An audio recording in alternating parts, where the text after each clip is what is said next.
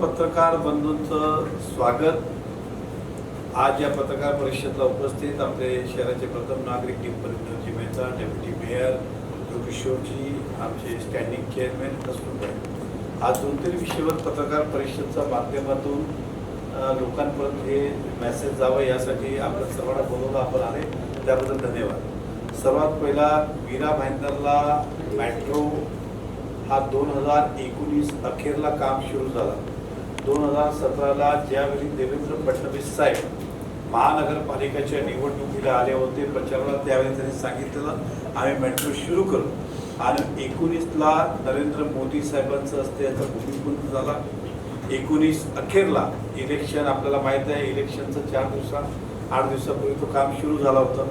मधल्या काळात कोविड आला आणि नंतर काम सरकार बदललं, डिले झालं, आणि आता सर्वजण आतुरतेने वाट बघत की मेट्रो कधी चालू होईल।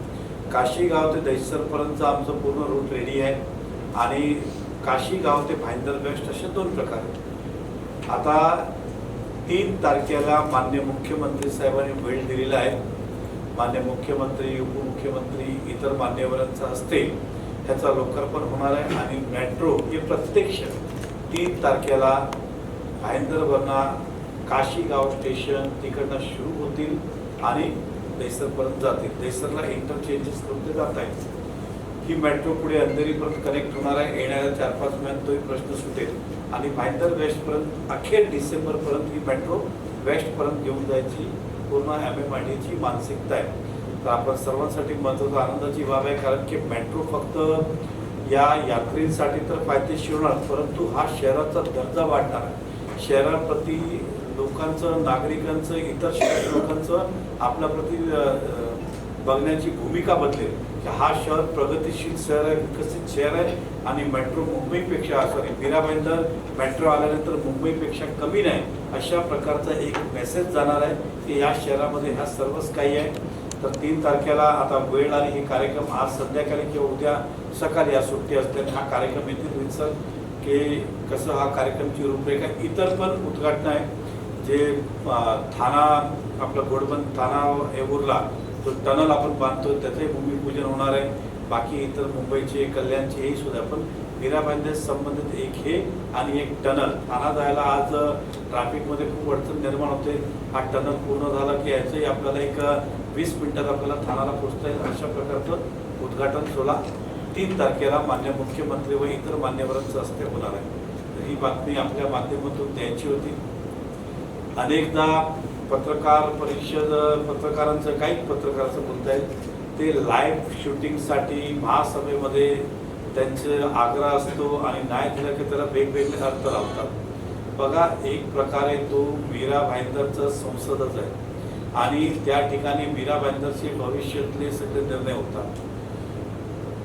एकूण महाराष्ट्रामध्ये जेवढ्या महापालिका आहेत त्यामध्ये आतापर्यंत आम्ही माहिती कुठे चालू आहे त्याची अजून कुठेही आम्हाला एकही माहिती आलेली नाही।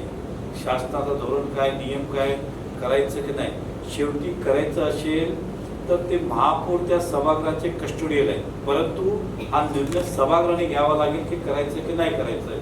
तर शेवटी कोणी एका व्यक्तीने सांगून किंवा महापौर सांगून तसं होणार नाही। महापौर निर्णय घेऊ शकतात, पण तो करायचा की तो परत सभागृहाचा निर्णय।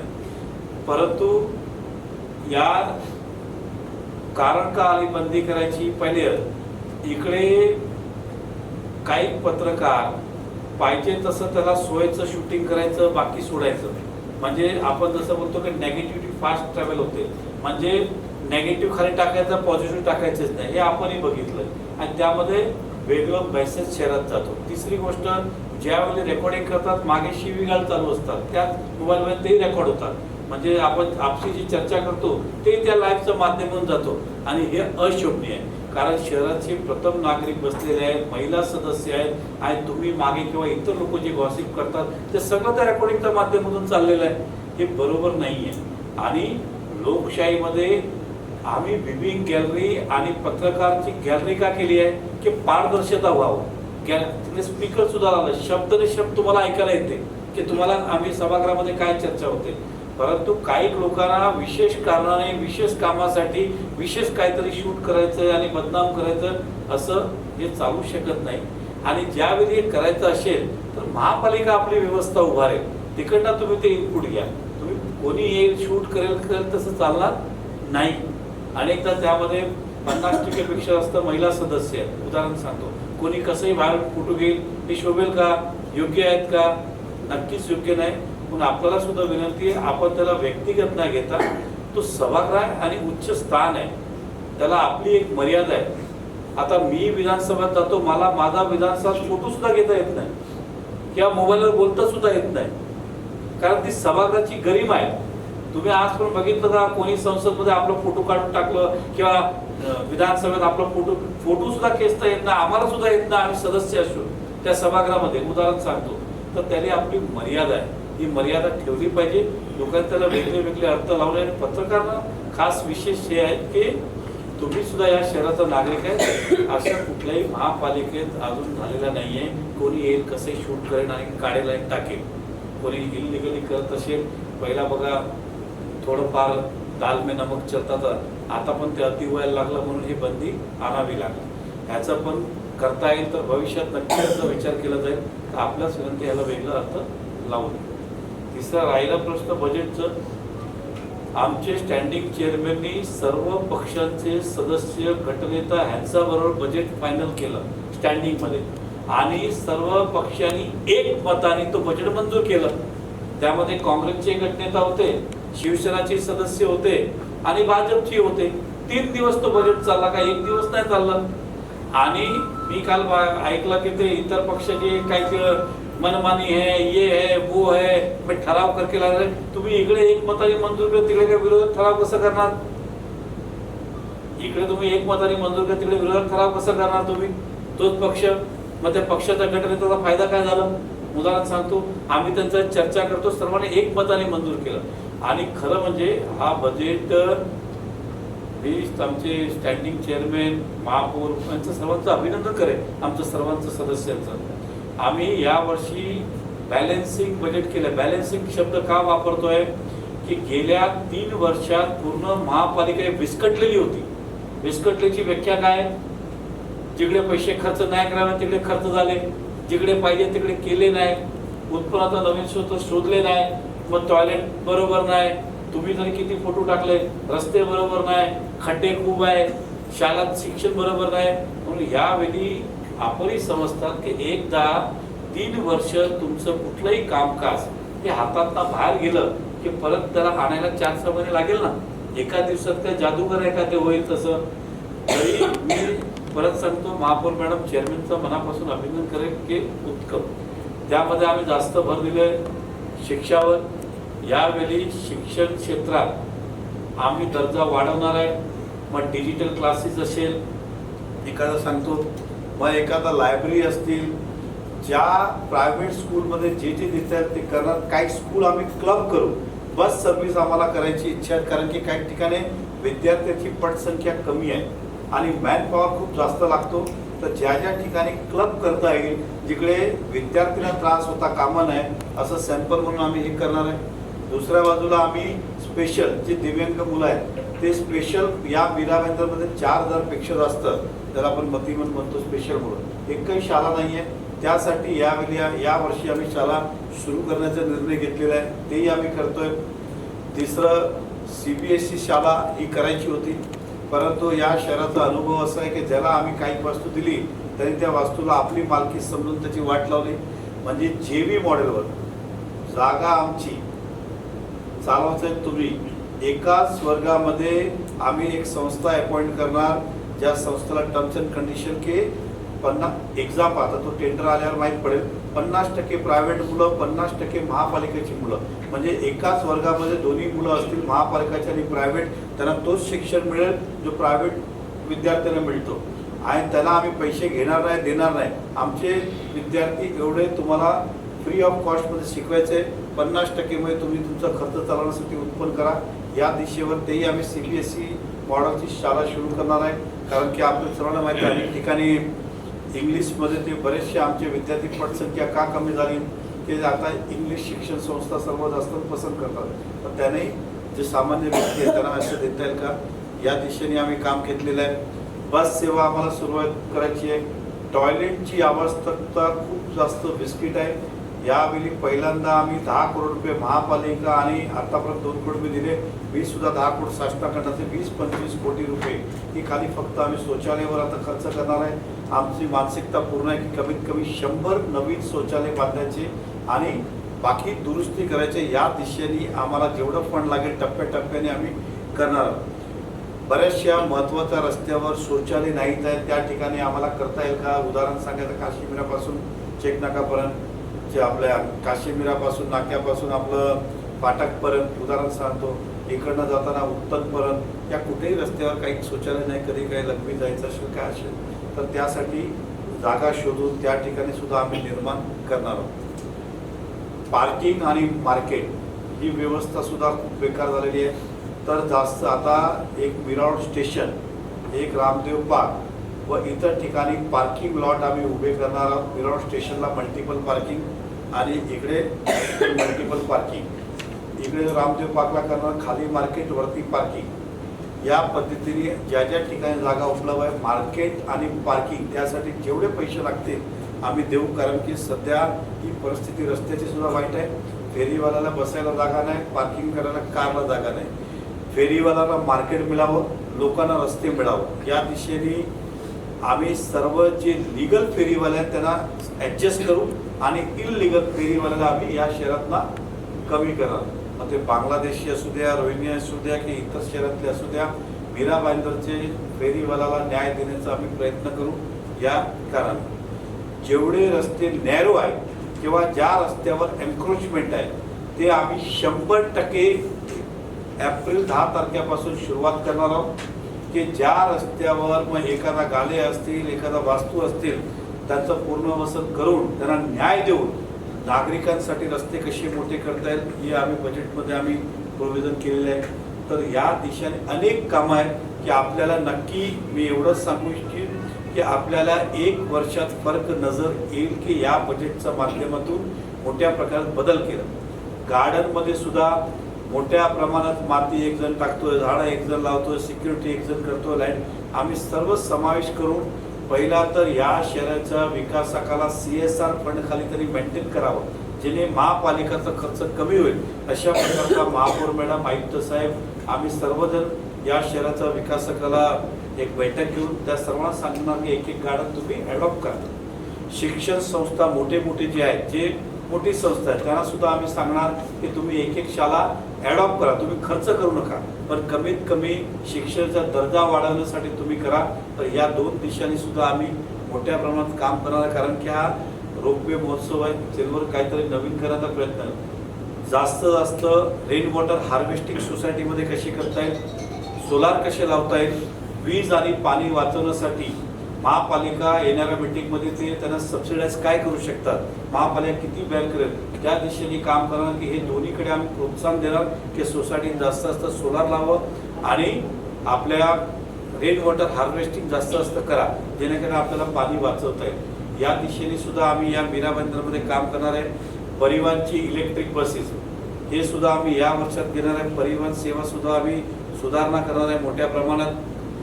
काही सिमेंट रोड आता मागे आम्ही 500 कोटी लोन घेतलं, यावेळी सुद्धा आम्ही 90 कोटी तरतूद ठेवली, परंतु ह्याच्यात भागणार नाही. या शहरातला विकासकाला विनंती करून TDR मार्फत आम्ही जास्त रस्ते सुद्धा विकसित करण्याचा प्रयत्न करणार आहोत की ते आम्हाला फ्री ऑफ कॉस्ट रस्ते मिळावं जेणेकरून हा शहरची स्पीड लवकर पुढे जावी. हा झाला महापालिकातर्फे. राज्य शासनातर्फे सुद्धा यावेळी MRI मशीन ती मंजूर झाली. आता त्याचा आता फंड ॲलोकेशन वगैरे म्हणून येणाऱ्या 4-6 महिन्यात MRI मशीन भाईंदर वेस्ट हॉस्पिटलमध्ये ते आम्ही सुद्धा चालू करणार आहे. इंदिरा गांधी हॉस्पिटल जो अर्धवट तिसरा मला बाकी आहे त्या ठिकाणी NSU असेल, असतील हे सुद्धा आम्ही यावर्षी चालू करणार आहोत. या शहरामध्ये जेवढे आरोग्य केंद्र आहे तिकडे आयुष्यमान आपले काय सेवा केंद्र, आरोग्य केंद्र या माध्यमातून बऱ्याच ठिकाणी डॉक्टर किंवा औषध उपलब्ध नाही, त्या दिशेने आम्ही काम करणार आहोत की सर्व आरोग्य केंद्रामध्ये या औषध आणि डॉक्टर उपलब्ध झाला पाहिजे. त्या दिशेने पण लागलं तर मानधनावर आम्ही सगळं घेऊ, परंतु आरोग्यामध्ये कुठल्याही प्रकारची कॉम्प्रोमाइज करणार नाही. आता राज्य शासनाने मीरा भाईंदरचा रूट सुद्धा मंजूर केला आहे. 270 कोटी समथिंग 260 कोटी आहे. तर आपला काशीमीरा नाक्यापासून आपला महाराणा प्रतापचे पुतला हा रस्ता, उत्तरचा रस्ता सुद्धा मंजूर आहे. जो मधला पाहिजे बाकी राहिलेला तो साधारण 60-65 कोटीचा आहे. ते MMRDA याच वर्षी येणाऱ्या 4-6 महिन्यात तोच काम चालू होऊन जाईल पावसानंतर. आणि हाही काम जेसलपाक घोडबंदर लिंक रोड शासनाने सांगितलं होतं की आपण जागा मँग्रोव्हसाठी कोर्टाने सांगितलं इतर ठिकाणी मँग्रोव्ह लावा. बैठक झाली, शासनाने पूर्ण मानसिकता केली. मँग्रोव्हसाठी जागा दिल्यावर जेसलपाक घोडबंदर लिंक रोड ह्याचंही आम्ही टेंडर याच वर्षी काढणार आहे. अशा अनेक महत्त्वाची कामं जी रखडलेली होती ती कामं आम्ही हाती घेऊन करणार आहे. या मधल्या काळात तुम्हाला माहिती आहे की भारतीय जनता पक्षाने एक आंदोलन केलं होतं, गार्डन बचाव प्लेग्राऊंड बचाव. या ठिकाणी मोठ्या प्रमाणात शासनाचा निधी आला. काही ठिकाणी गार्डनमध्ये स्विमिंग पूल चालू आहे, प्लेग्राऊंडमध्ये कुठलं तरी भवनचं काम चालू आहे. त्या सगळं जे इलिगल आहे त्याला ज्या रेग्युलाइज करता येईल तर रेग्युलाइज करू, जे रेग्युलर नाही करता येणार ते रद्द करू. आपण बघा या 3-4 वर्षात एकही गार्डन आणि एकही प्लेग्राऊंड हा निर्माण कोणी केलं नाही. पैसे 1000 रुपये आले पण त्या गार्डन आणि प्लेग्राऊंडमध्ये आवश्यकता नाही तशा प्रकारची वास्तू चालू सुरू केली. म्हणजे उदाहरण सांगितलं, आम्ही पाणी केलं तर कमीत कमी 5-6 ठिकाणी स्विमिंग पूल चालू आहे. आमच्याकडे 2 आहेत तेच चालू होत नाही, चालत नाही.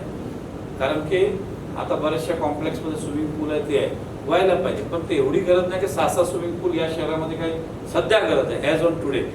त्याच्यापेक्षा महत्त्वाच्या गोष्टी गरजेच्या आहेत ते आम्ही निर्माण करणार आहे. तर काही कामाला नाईलाज ते रद्द करावे लागणार आहेत. ते निर्णय महापालिका घेतील. अशा प्रकारचं एक सुंदर बजेट निर्माण केलं आहे. शासन या बजेटचा पाठीशी आहे. माननीय मुख्यमंत्री नेहमी मीरा भाईंदरवर प्रेम केलं आहे. ज्या ज्या वेळी ते आले ते मीरा भाईंदरला काही ना काही देऊन गेले. आणि मला विश्वास आहे की माझं सरकार या शहराला जे लागणार आहे ते सर्व देणार आहे. आणि महत्त्वाचं कार्यालय आता छोटा पडायला लागला आहे. आता एकदा आम्ही केलं होतं SK स्टोनला पण ते कोर्टमध्ये मॅटर असल्याने तो रखडला. दुसरा नंतर गेला तो तिकडे JP पत्नी जागा छोटी पडणार आहे, तो प्रॅक्टिकल होऊ शकत नाही. म्हणून यावेळी बजेटमध्ये तरतूद केली. मॅगडीच्या समोर महानगरपालिकाचं आरक्षण आहे, त्याचा आम्ही लवकरच टेंडर काढणार आणि त्या प्लॅनिंग केल्यानंतर येणाऱ्या 3 महिन्यात त्या कामाला प्रत्यक्ष इमारतीचं काम 100% जागा आमच्या ताब्यात आहे. म्हणून आम्हाला कुठे जायची गरज नाही. बजेटला आम्ही तरतूद केलेली आहे. नवीन महापालिका इमारत यावर्षी आम्ही बांधणार आहोत. हे आपल्याला आम्हाला आजच्या बैठकीच्या माध्यमातून माहिती द्यायची होती. समोर आपला स्टार बाजारच्या बाजूला तो आरक्षण पूर्ण महापालिका. आता दहिसरचा जो रूट आहे तो लिंक रोडवरनं त्या साईडलाही जातो, आपलं DN नगरला आणि या साईडलाही जातो. आता तिकडनं त्याने जिकडे जायचं ती ट्रेन घ्यायची आहे. पण आपली कनेक्टिव्हिटी हे पुढे होणार आहे.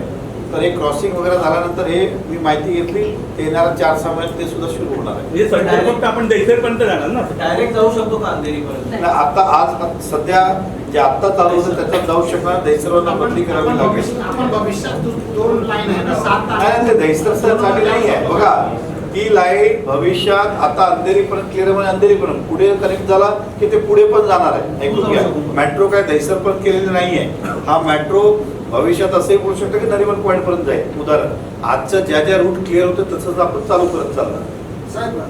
आणि काशीगाव ते भाईंदर पर्यंत जे राहिलेले आहे ते किती टक्के काम झालं? या डिसेंबरपर्यंत पूर्ण होईल. सर, राज्यात अनेक महापालिकांची स्वतःचे पाण्याचे धरण आहे. पाणी म्हणजे मूलभूत गरज. आपण नियोजन काय केलं पाण्याच्या धरणासाठी? त्या पाण्याचं धरण उपलब्ध भेटत असेल तर आम्ही आजही घ्यायला तयार आहोत. या आपल्या शहराचा लागून आजूबाजूला कुठेही धरण नाही आहे की जे आपण घेऊ शकतो. पण बनवू शकत नसतील. धरण बनवायला आपल्याकडे तशी फिजिबिलिटी नाही आहे. आपण तिन्ही बाजूला समुद्र आहे आणि होल्डिंग पण होऊ शकत नाही. नॅशनल पार्कला डोंगर उतारायचा. हा नॅशनल पार्कला अलाव करत नाही. सर, सूर्या पाणी परियोजनाचे काय अपडेट वगैरह है कि उनका जुलाई तक का पूरा उनका तैयारी शुरू करने का काम. हाईवे पे कुछ काम बाकी था. विषय मेयर मैडम ने मीटिंग ली, हाईवे के परमिशन दिया. फिर भाईंदर के अंदर परमिशन बाकी था. हमारा दिल्ली दरबार से होटल से लेके काशीपुरा तक वो भी 1.5 करोड़ रुपया भर के हाईवे दोनों परमिशन रुका के रखा था. पुलिस ने इसलिए रुकाया था, पहले ब्रिज का काम हो तो हमने बोला नहीं चलेगा, पहले आप ये काम करो. और वो सारे परमिशन दिए. सभी को डेडलाइन जुलाई की दी गई कि जुलाई को पानी शुरू होना चाहिए. सर, आता तुम्ही जो विषय काढला की रेन वॉटर आणि सोलर प्रोजेक्टला टॅक्समध्ये रिबेट आपला ऑलरेडी ठराव मंजूर आहे तसा, परंतु त्याचं इम्प्लिमेंटेशन करण्यात एवढ्या अडचणी होतात. परवा मी उपमहापौर सभाच्या केबिनला बसले असताना केशव सुटकीवाले आलेले होते. त्यांना जी रिन्युअल करायचं असतं, जे त्यांनी प्रोजेक्ट ऑलरेडी बसवलेले आहे त्याला परमिशन असते त्याचं रिन्युअल करायचं असतं, ते रिन्युअल देता चक्र मारून हैराण झाले. सो रहिवासी सोसायटी प्रस्ताव देतात की आम्ही हे बसवलेलं आहे तर आम्हाला टॅक्स मध्ये रिबेट द्या, पण महापालिका देत नाही. नाही, आपलं म्हणणं 100% खरं आहे. आम्ही जे महापालिका धोरण आणतो आहे या सिल्वर जुबली इयर म्हणून म्हणजे रौप्य महोत्सव म्हणून विशेष बाब म्हणून आम्ही त्याच्यापेक्षा अजून पुढे जाऊन सबसिडीचा निर्णय घेणार आहोत. आणि जे आपण सांगितलं तेही आम्ही काय बोलतो रिन्युअल त्या पॉलिसी इझी कशी करता येईल किंवा 3 वर्ष देतील का अशा प्रकारचा निर्णय घेऊ.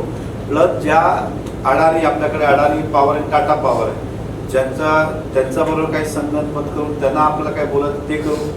महापालिकेच्या जेवढ्या वास्तू असतील, गार्डन असतील, प्लेग्राऊंड त्याला आपल्याला सोलर खाली आणता येईल का, CSR फंड देऊन अशा एक दिशेने नक्कीच की आपण बघणार की आम्ही हेही बोलत नाही की एका वर्षात सगळं बदलेल, पण कमीत कमी हे आम्ही करून दाखवणार की काही महापालिकेच्या वास्तू सोलर खाली आली, रेन वॉटर हार्वेस्टिंग सर्व गार्डनमध्ये, प्लेग्राऊंडमध्ये सर्व ठिकाणी आम्ही करणार आहोत की ह्या 100% ते झाले पाहिजे. पण ज्या ठिकाणी पाणीच उपलब्ध नाही आहे किंवा खारा पाणी येतो तो विषय वेगळा, पण ज्या ठिकाणी उपलब्ध आहे 100% आम्ही करणार. जिकडे हार्वेस्टिंग तिकडे हार्वेस्टिंग, जिकडे बोरवेल तिकडे बोरवेल. हिंदी में रेड पार्कच्या रहिवाशांना नुकसान भरपाईचा निर्णय झाला का? नाही ते बघा, त्या दिशेने काल महापौर मॅडमनी बैठक लावली होती. त्या बैठकीमध्ये एका दिवसामध्ये सगळं साफ करता येईल का तर आम्हाला विचारलं तर नाही. म्हणजे उदाहरण सांगायचं असेल की लग्नाचा मंडप काढायला गेले, ज्यांचे लग्न ठरलेले होते ते सगळे आमच्याकडे आले. साहेब माझं आता उदाहरण सांगतो, कोणाचा हनुमान जयंतीचा कार्यक्रम आहे, कोणाचा महावीर जयंतीचा कार्यक्रम आहे, कोणाचं लग्न ठरलेलं आहे. म्हणून ज्या मंडप अशी नक्की आहे त्यांना महापौर मॅडमने सांगितलं 1 महिन्याचा आम्ही टाईम देतो. परंतु 100% मंडप हे शहरातनं काढलं तर लोक लग्नाला कुठे जातील, मग 100% शक्य आहे का नाही. मग त्यामध्ये फायरची पॉलिसी करून भविष्यात समजा बॅड लक आग तरी लागली तरी एका व्यक्तीला नुकसान होता कामा नये. म्हणजे फायरचं रेंज कुठपर्यंत जाऊ शकते त्या पद्धतीने 100 फूट लांब पाहिजे, 200 फूट लांब पाहिजे, 300 फूट लांब, तशा प्रकारची पॉलिसी महापालिका करते. गोडाऊन असतील तर गोडाऊन हे शहराच्या बाहेरच असले पाहिजे, कारण की गोडाऊन डेकोरेटर असेल तर गोडाऊन असणारच आहे. मी असं बोलणार की उद्यापासून सगळे मीरा भाईंदरचा बाहेर जा, हे शक्य नाही. परंतु गोडाऊन अशा ठिकाणी होईल जिकडे लोकवस्ती नाहीये, म्हणजे बॅड लक काय झालं आणि त्याच्यामध्ये पण फायरचे नॉर्म्स कंडिशन टाकून जे करता येईल ते करू. गॅरेजेस अशा जेवढे ज्यामध्ये आग लागू शकेल, फर्निचरचं दुकान असेल उदाहरण सांगतो तर तो किती लांब असावं, पण जे बिल्डिंगला लागून आहे ते 100% आम्ही काढायला सांगतो.